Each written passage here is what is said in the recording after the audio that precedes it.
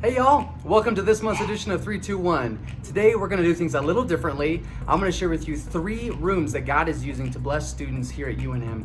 I'm still going to share 2 ways that you can be praying with us, and I'm also going to tell you about a verse that I've been meditating on this month. Come on inside with me. All right, the first room of the house I want you to see is the living room. The living room is where we spend the bulk of our Bible study time together when we meet.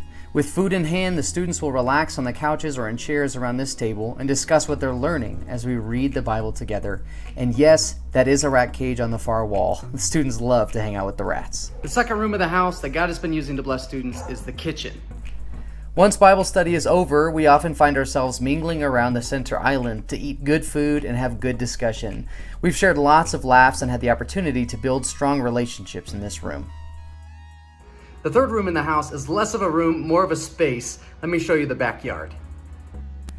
Last year, it was so nice to have a place where we could meet outside to study God's Word. I was often reminded of Paul's words to Timothy, "I might be in chains, but the gospel is not chained." I know we'll continue to enjoy our backyard with students for years to come.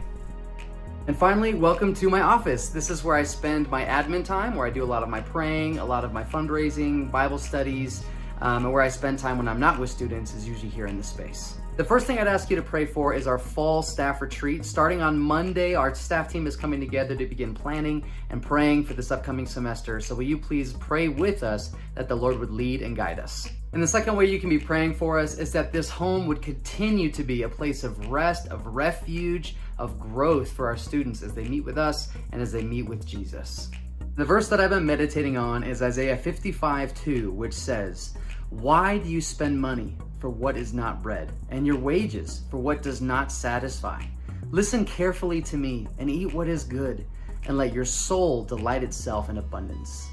My friends, that's all I've got for today for our 321. Thank you so much for joining with me on this brief tour of our house. I pray that the Lord would bless you and keep you as you continue to walk with Him.